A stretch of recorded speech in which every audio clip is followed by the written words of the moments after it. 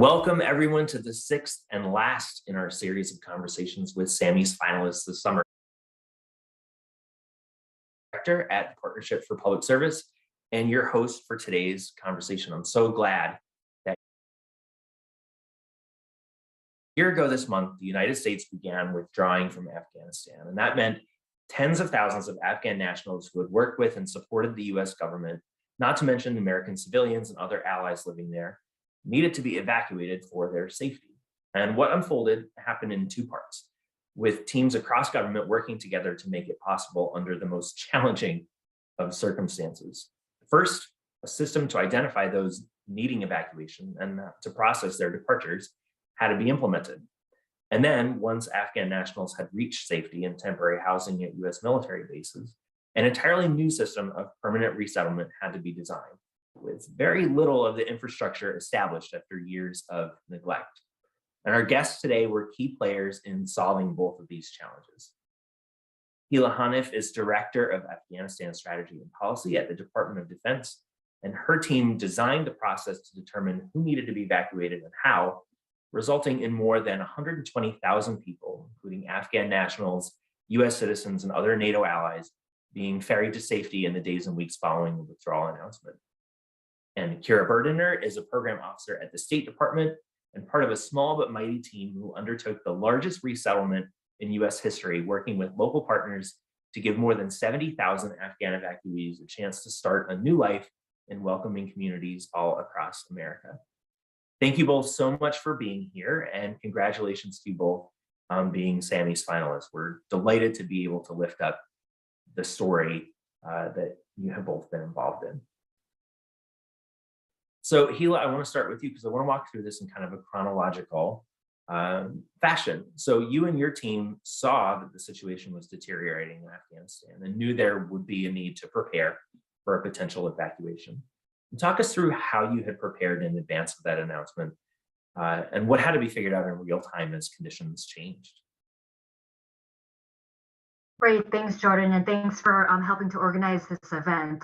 So the process for organizing what an evacuation would look like actually started months and months ahead of the actual evacuation. So if there's one thing that DoD does very well, it's planning for different scenarios. And so we had different military plans in place for several months, but those plans are based on some hypothetical conditions and hypothetical numbers. And so over the summer in particular, leading up to the evacuations, we spent months doing different types of scenarios and exercises that included first different DoD participants, but then also interagency, in particular the Department of State and the White House and DHS and others, in looking at different scenarios. So for example, if there is an evacuation because of security conditions, would it just be small scale and for US citizens? Would it involve citizens from other embassies and nations, or would it be what we ended up seeing, which is a larger scale evacuation of Afghans as well? And so the plans had been in place in months, but of course, when a situation like that actually happens, some of the details are different from what you had anticipated, and that's where some of the real-time adjustments had to take place. So take us back to when the withdrawal started happening and your reaction to that moment and what you and your team did next. So while the entire summer was pretty intense for our entire office, and not just our office, there were several offices within DoD that were very instrumental in making the entire thing happen.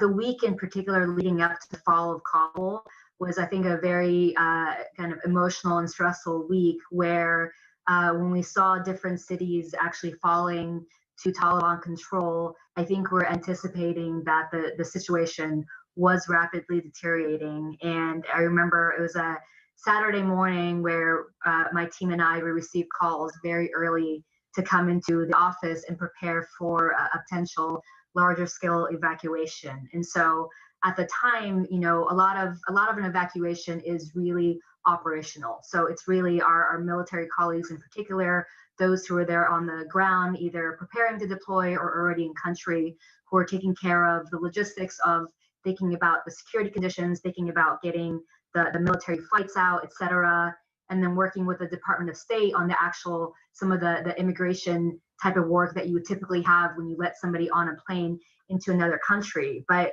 what we were trying to figure out real time are the policy issues that we would have to figure out as this evacuation ended up being implemented. And so what we ended up doing was just having teams from our office and others thinking about a few categories. So one was, how do we, in a limited period of time, how do we try to quickly process some of the people who had worked to support DoD throughout the years of our involvement in Afghanistan? How do we quickly process them to be eligible for the evacuations?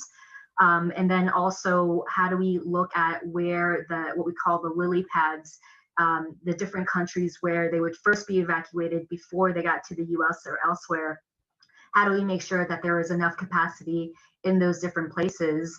And so these are the types of things, in addition to the fact that we were receiving calls all day long from different interest groups who are also trying to help different groups of Afghans, either individuals or other groups that they knew, people who are particularly vulnerable. So whether they're DoD members who had other Afghans, such as interpreters or others they had worked with, or there were people who had worked with civil rights activists or other women's groups and they're affiliated with DoD, figuring out how to process and manage those was just something we had to figure out in real time.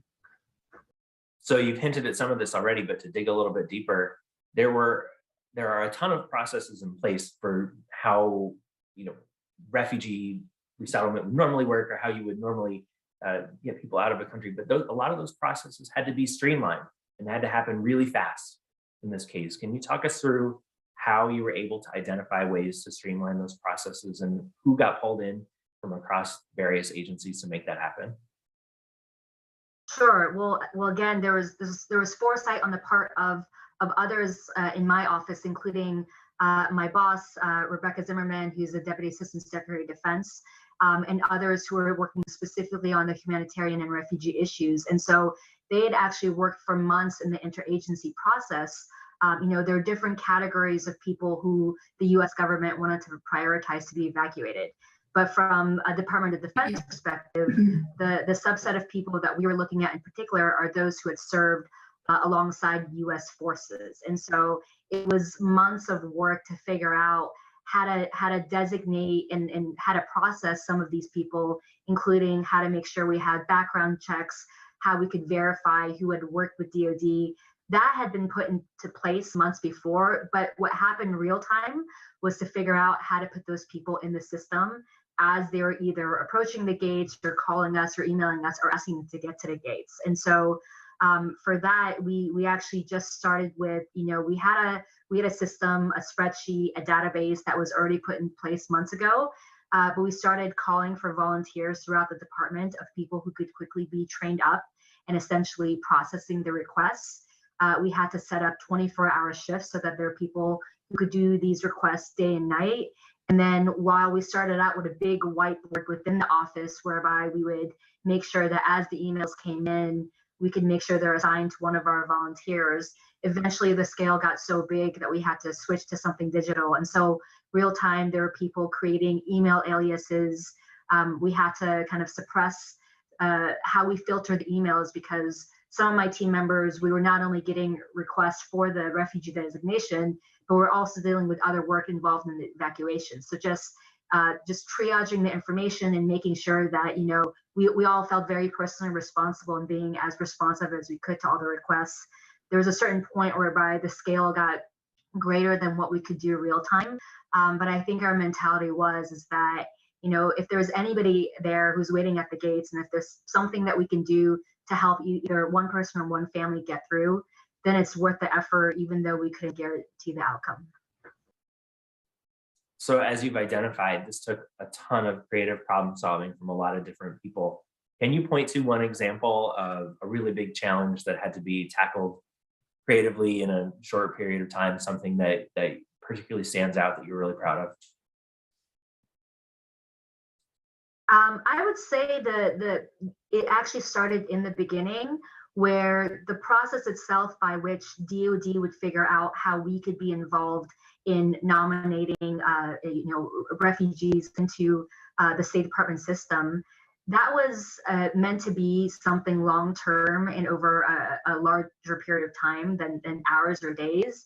And so I have a colleague in particular who worked with our boss to get permission and approval just to do the designations and the nominations real time. And so, we had a senior official who had to approve every single one. And so just on the first day when we knew that the evacuations would take place, the fact that we were able to come up with a process by which we could do these real time instead of over the course of weeks, I think that's pretty remarkable.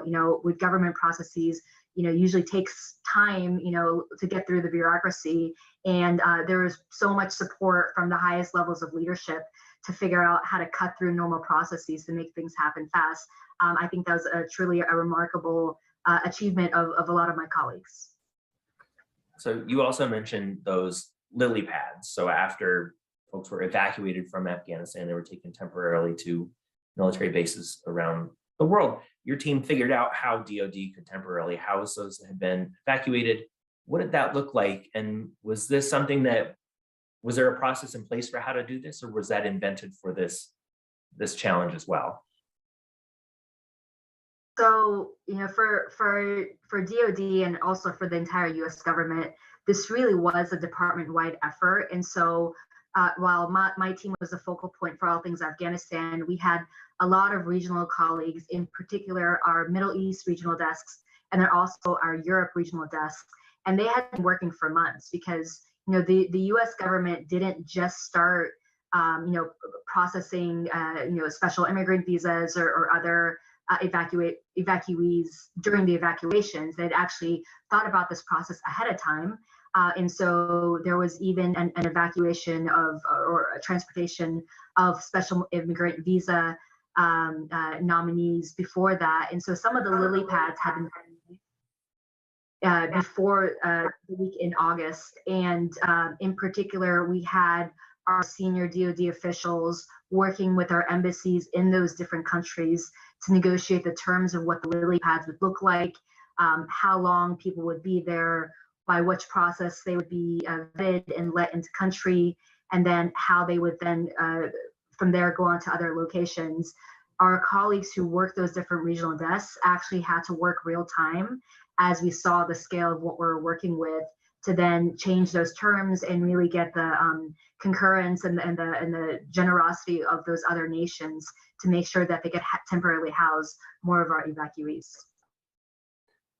And Kira, this is sort of where this story shifts to you and your team and the need to find permanent housing. But what state was the resettlement system in as this was happening? Well, thank you. And thank you for having me today, Jordan. I really appreciate being here today. Resettlement infrastructure, when Operation Allies Welcome hit, was incredibly diminished across the country after years of really unprecedented low arrivals. We lost a third of our local resettlement agency offices. And those that were left, that were remaining, had lost most of their staff. These are local nonprofit organizations, and a lot of them, when refugee arrivals were so low for so long, had to make some really tough choices about where they had to put their limited budgets. And so on top of that, we had the impact of the ongoing COVID pandemic. And then to make things just a little bit more exciting, we of course have a national housing crisis as well as a labor shortage.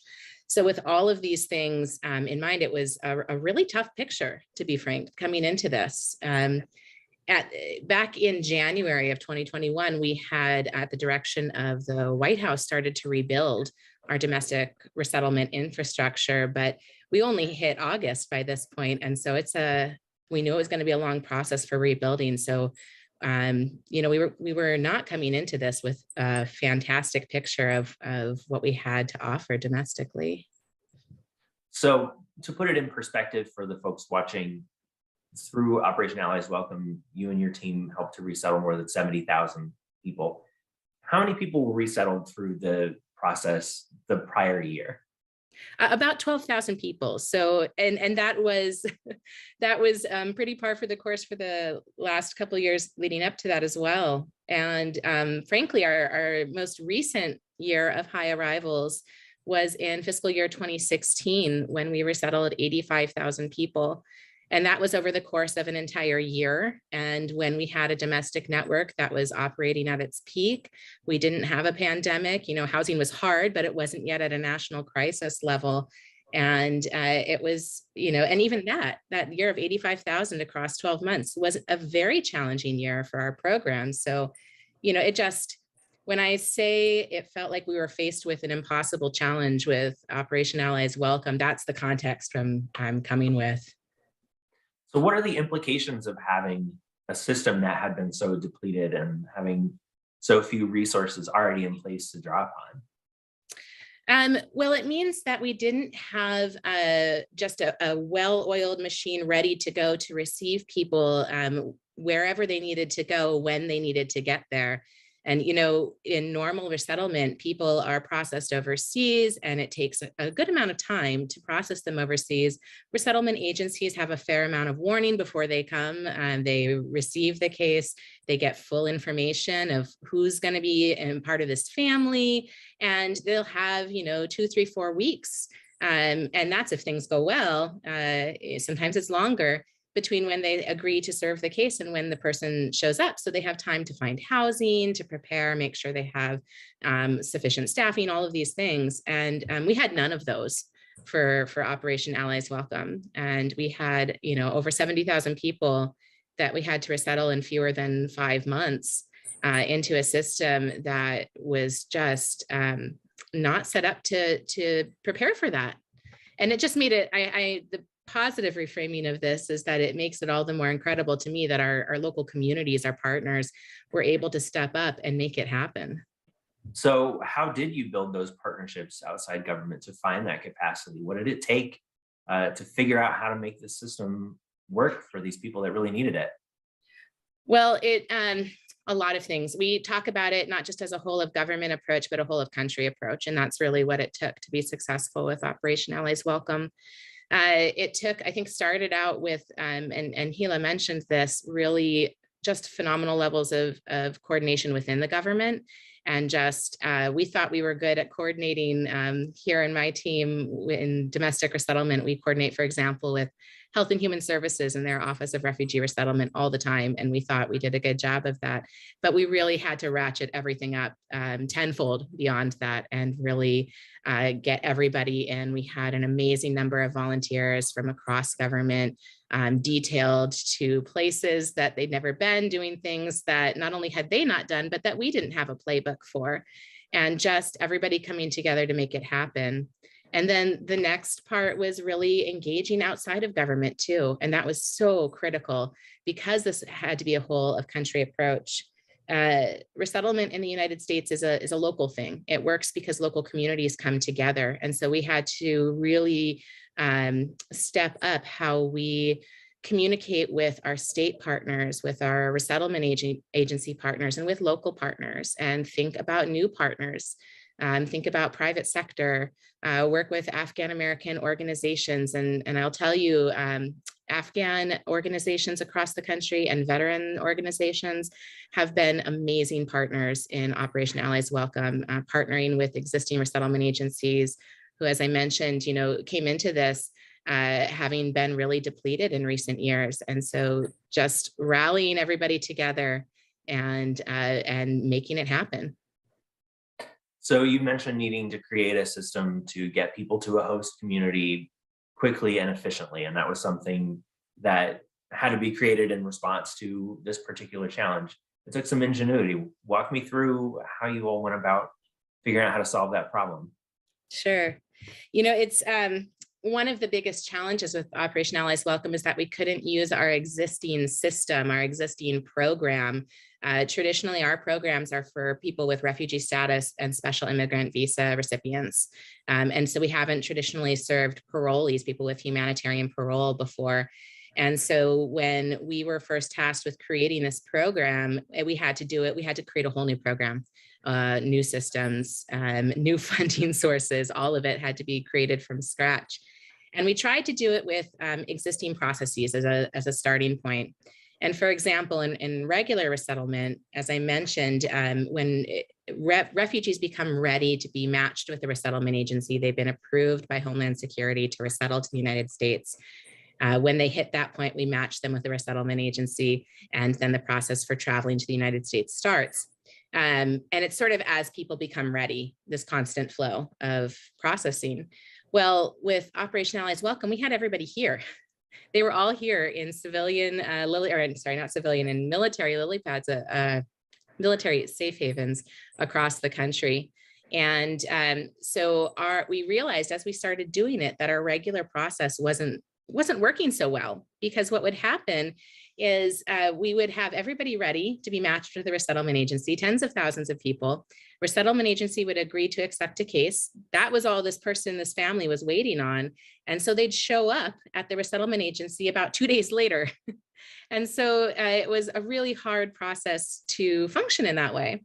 So what we did, and I will tell you, we got this idea from one of our resettlement agency partners. You know, Operation Allies Welcome was all about innovation and figuring out how we're going to make things happen in new and different ways, because it couldn't be business as usual. This was resettlement as emergency response. So we knew we had to do things differently. And one of our resettlement agency partners just put a suggestion out there, said, well, what if, could we just assign everybody and then schedule out their travel? I will tell you that sounds simple, but we have never done something like that before in resettlement. We don't have a system set up to do that. But at that point we thought, well, it sounds impossible, but maybe that could work. And so I took that idea that day to our director, and we brought in some really smart people, as we like to refer to them, from the US Digital Service and our own Refugee Processing Center that afternoon, and said, this seems impossible, but is it really? Or maybe is it just hard? And we looked at it that afternoon and then through the weekend, and we figured out that we thought we could do it. So we gave it a shot, and it worked. We were able to take all of everybody's information, assign everybody a travel window based on the community capacity. So we weren't going to send, Cleveland, Ohio, all of the Afghans that were assured to Cleveland in a 2-week period. We could spread it out over several months.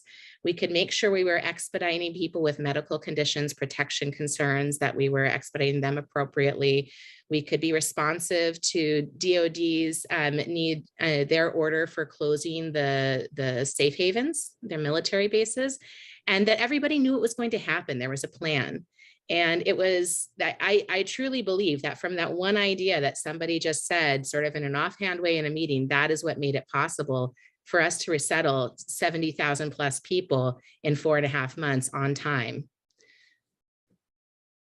So Hila, I want to bring you back into the conversation here as well. This for both of you, what lessons do you think you and your teams learned about working across agencies to figure out a way through this really challenging period of time? Hila, we'll start with you on this one. Great. I would say that, first of all, if you have, usually in Washington, most of our agencies, we're focused on policy, looking at a strategy or something that's long-term and not really built to apply something like that to a real-time operation. And I would say lesson one is that it's really hard, but it can be done when everybody is working towards the same goal. And so I think the most challenging part that was figured out through over communicating and synchronizing is just really making sure that people are talking to each other and all on the same time zone. So that's where the 24-hour operations were really important. But also, I think what's very interesting is, for example, DOD in my office in particular, we don't do refugee resettlement, but we had to be versed enough on the system to then be able to say, well, here's what DOD needs, here are the people that we're trying to help, or, here's what our bases can do for temporary housing, et cetera. So I think, it's always good to know more about your portfolio than what's in your portfolio, right? You have to always understand how your colleagues are fitting into the bigger picture, because in times like this where the entire government has to work at the same time, really have to understand each other and speak the same language. So we're one government, but we have very distinct cultures. And I think that's also a value of having people in positions who have different, backgrounds. And so having somebody who has state and DoD or in the White House and other backgrounds, I think is really helpful in making sure you can translate across organizations in times like this. Kira, what about for you? I have to agree with Hila about communication. That it was so critical, over communicating and having it be bi-directional so that we're communicating within the government, we're communicating with our external partners, with state governments, with local communities, with our nonprofit organization partners and our private sector partners, but that we're listening to them too. And we are not waiting to have perfect information to share with our partners, with our implementing partners, saying this is what we know right now. It may change next week, but this is what we have right now. That went a long way, that transparency, and people trusted us that we were going to share information when we had it, because the situation was incredibly fluid throughout the whole operation and things were always changing. So just having that mechanism, we still have actually to this day, weekly Friday afternoon calls between our United coordination group and all of our partners, our resettlement agencies and the states, to talk about OAW, and now adding U4U, Uniting for Ukraine as well too. And having that, I think the other thing I would just say is being willing to pivot, being willing to try new things. We tried some things and they didn't work, and some things made it possible for us to be successful, and just being open to doing things differently than we have done, which is really hard in the midst of a crisis, to be open to trying something different and new. And it was so critical to do that. So as you said, the work still continues, but we're looking back across a year now. How do you reflect on this experience, and how do you feel about the impact that your work has had? Is it sunken in for you, like the scale of what you've been able to achieve? Here, we'll start with you on this one. Sure. To be honest, it's still overwhelming. Just the scale of everything, the scope of it. These are, I've worked in resettlement for a long time, and this is special. These are our allies, these are our partners. And I think everybody felt a very special commitment to this population. And I think it's complicated feelings about it too. And I will also say, we've resettled, maybe I should reframe that, we've relocated over 70,000 Afghans to the US, but the resettlement process is ongoing. That's a long process. And even under the best of circumstances, resettlement in the United States is hard. It's really, really hard to do. We're talking about people who have had to flee their country, have to restart lives here. And it's our system, which I love dearly, is based on economic self-sufficiency as soon as possible after arrival. And that is a challenge when you have just lived through an incredibly traumatizing experience. So that is on my mind constantly. But I will tell you, I just traveled to Philadelphia last week with our assistant secretary, and we marked the 1-year anniversary of the fall of Kabul. And we were there, we talked to Afghans who'd resettled in Philadelphia, and we talked to the community that supported them. And it was incredibly moving. And as hard as things are, it was very moving to see people starting new lives, and to see, kids in school, parents getting jobs. We talked to employers who were so excited to have Afghan refugees as their employees, and what did that mean to them, and how it had opened their eyes. And so I think for me, the impact is both specific to Afghanistan, but also then taking all of this, what we've experienced, what we've gone through, the lessons we've learned, the new partners we have in communities too, and building that interest and progress, and leveraging that for other refugees that we resettle moving forward too. Yeah. Hila, how about you? How do you reflect on a year later, sort of the impact of the efforts that you and your team made? So I don't know why this is, but somehow it seems like it's been a lot longer than a year. I mean, that period of evacuations felt like a year in and of itself. And it's pretty incredible to have been part of something so big and so historic. And I feel, even though it was hard, I feel honored that I got to be part of it. But I think in terms of the impact, you'll find a lot of people who are working on this issue just cared personally, very, very deeply personally, about the outcome, about the people who are being evacuated, about the situation, about the people who lost their lives.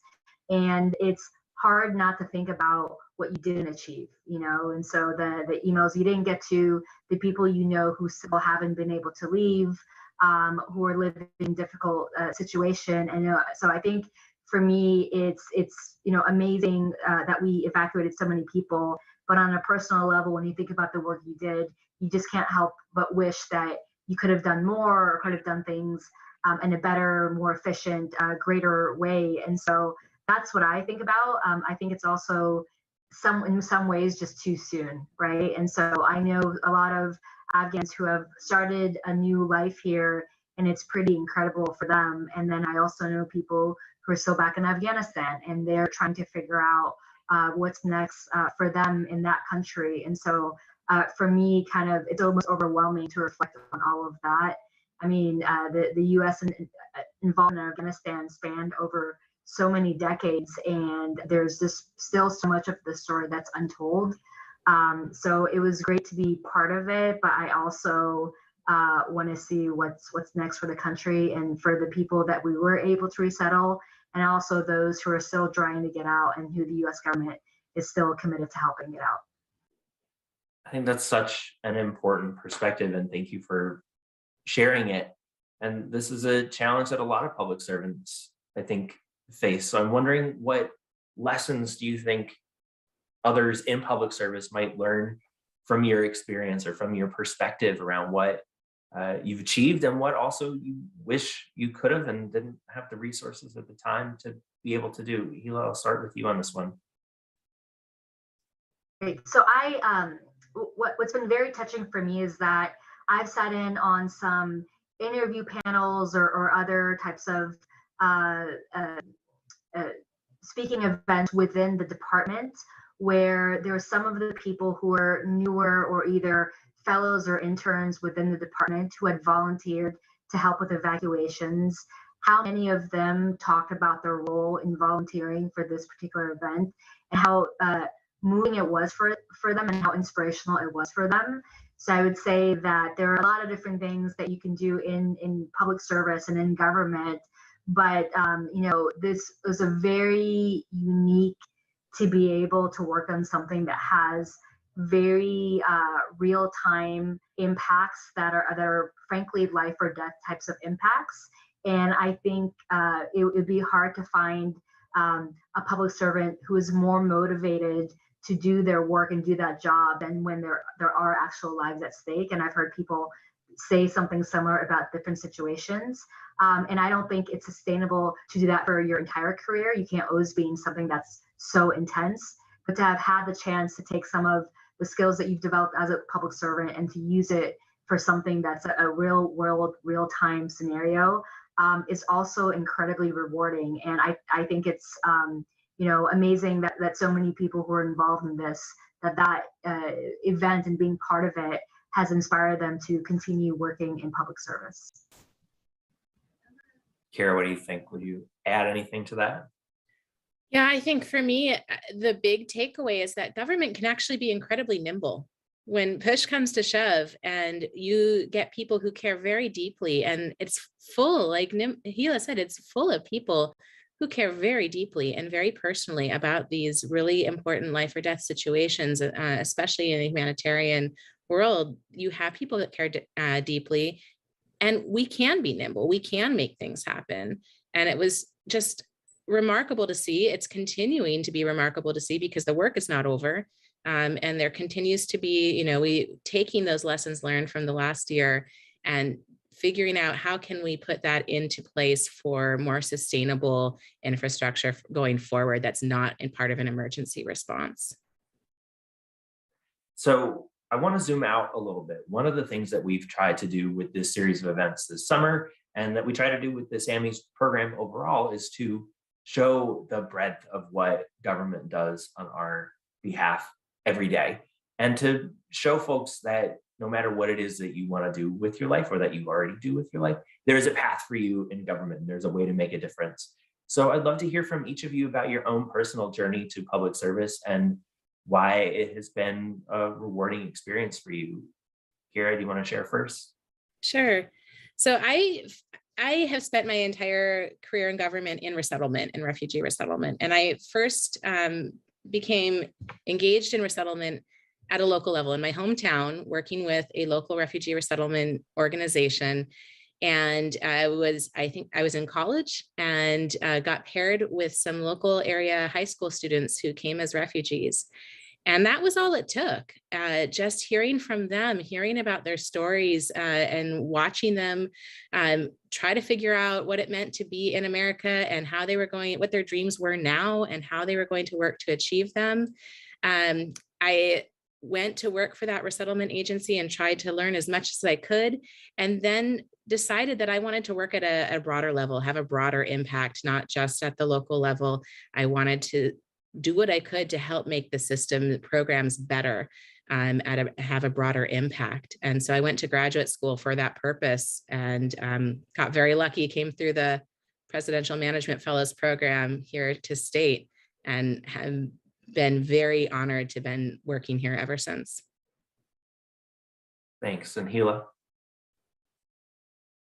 So my journey in public service actually started with Kira's office. So I was in college and trying to figure out what to do with one of my summers, and looked into the Department of State, internship program, looked at the different offices, and my family actually resettled in the United States as refugees. So when I saw population refugees and migration, I thought, okay, it'd be so fascinating for me to kind of understand the system behind what got my family here. And so I started with an internship at State. I loved PRM, loved what I did there. And I was working for a former presidential management fellow who advised me to look into that program when I got to grad school. And then I was also fortunate enough to become a PMF analyst, but went to graduate school with a lot of military fellows. And having worked in Afghanistan, I'd done development work. There was a lot of military presidents, and I'd never really worked with the military. And so they encouraged me to look at the Department of Defense as a place to start. And I ended up becoming a PMF for DOD, thought I would just be here temporarily before I went back to development or humanitarian work, and then just ended up being to work on such a breadth of different issues. And so I worked on NATO policy, I worked on Afghanistan policy, non-proliferation, cyber policy, and have just really enjoyed being able to work on issues that I would only read about in the news otherwise. So it's been both a challenging and a rewarding career, but I'll have to give credit to State for getting me interested in public service to begin with. So always fascinated to hear these stories. And in the spirit of that, and in the spirit of encouraging a new generation to consider these opportunities, hopefully there are some young people watching today. Gila, what advice would you give for those who are considering entering a career in public service, or maybe just getting started? So one piece of advice I have is that there are different times in your life that where you have different constraints that, for example, family, location, different things that narrow down where you want to work and what type of work you can do. And I would say that earlier on in your career, where you have a lot of flexibility, where you can take on a job where that requires some more hours, or where you have the flexibility in location, I really would definitely encourage looking into public service, just because, like I said, and I think like Kara mentioned, there's so many interesting issues and problem sets that you're going to work on as a public servant, and you just won't get that perspective if you're not in government. And so I would say, even though the opportunities, the barriers to getting into government can be very difficult, look into internships, look into fellowships, look into the different programs that are out there that would get you into public service. And even if it's something that you don't want to do for a span of an entire career, when you have the flexibility to come to Washington or elsewhere, or be foreign service officers, etc. I would say take the opportunity, because the unique challenges and problems that you'll face as a public servant will lead to some very rewarding experiences for your career. Kara, what advice would you give?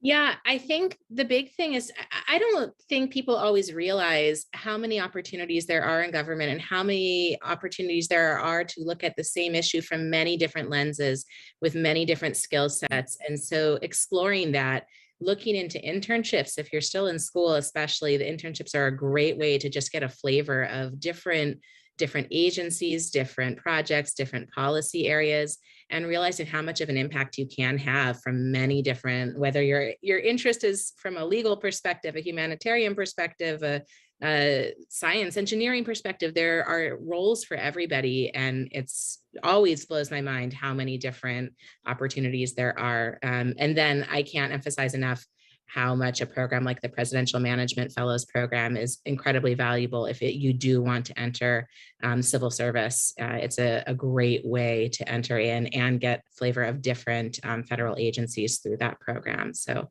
I would highly recommend looking into that. Well, thank you for that. I want to thank you both for being here. Again, congratulate you on being Sammies finalists, and say thank you on behalf of so many of us across this country for the incredible work that you did during Operation Allies Welcome. We're really pleased to be able to lift up your story, and thank you again for the conversation today. And to all of you who are watching, thank you so much for tuning in. We have so enjoyed bringing you these conversations with our Sammies finalists this summer. You can visit our YouTube page to watch all 6 of our interviews with these incredible public servants. And if you want to learn more about the Sammies and this year's honorees, you can visit servicetoamericamedals.org, and we'll be announcing the 2022 winners in just a few weeks. So stay tuned for that. And for now, thanks for watching and have a great day.